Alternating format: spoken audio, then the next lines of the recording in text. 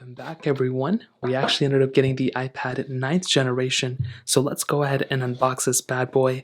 Now, surprisingly, they still have the plastic tab on this specific iPad, which is very strange. And I know there was supposed to be a pull tab, but I guess I couldn't find one, so I just had to pull out the plastic like this. And this is why I hate the plastic. I don't know why they kept the plastic on these ones and they removed it from the iPhones. So once all the plastic is off, we can go ahead and pull this iPad out of its box. And this is another kind of weird experience that's a little bit more different than the iPhones. I've always found that the boxes for these iPads are a little bit more tough to open than iPhones. Okay, we finally made some progress. Now we have the iPad out of its box. So we have the box right here, the top part. Pulling off the actual iPad, it's a pretty big machine.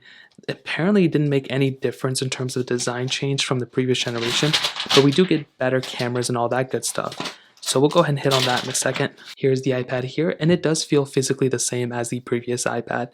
So powering it on, we can put it to the side, and it really does look like the iPad Pro 3rd generation. You know, anytime I hold one of these iPads, I always forget the process of like how they look like and all that. It does seem like our iPad already has a smudge right here, which is very weird. Now we have the box itself, so we can go ahead and pretty much pop it open. And you can see, just like on the other iPads, we do have the charging cable, which is great, which is expected. But we also have the fast charger, which doesn't make any sense. This is the cheapest iPad that Apple makes for $300 and something. So I find it weird that they put the fast charger here, but they still can't put it into their $1,000 plus iPhone.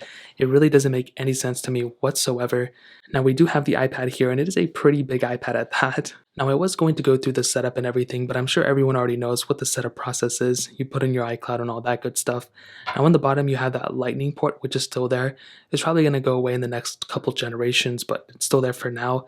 The thickness it's not really that thick. You do have this, the support right here, but it doesn't feel cheap. None of their iPads have ever felt cheap. Even on their cheapest iPad like this one, it still feels extremely premium. Now you do have that single camera setup, which looks extremely small, kind of funny on the back of this thing. When you look at even like the iPad mini 6, which has a bigger sensor, than this one.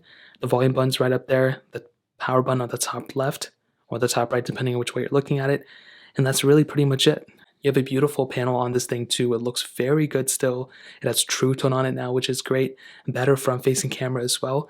This thing is definitely not going anywhere anytime soon. It has a pretty fast chipset inside of it as well. And for the cheapest iPad, this is a pretty good, bargain of a deal in my opinion. So that's pretty much it. If you guys have any other questions or anything like that, let me know in the comment section below. Hit the like button, that would mean so much, but definitely hit that subscribe button. More importantly than everything else, I love every single one of you guys. Hopefully I'll catch you guys in the next video. Peace out till then.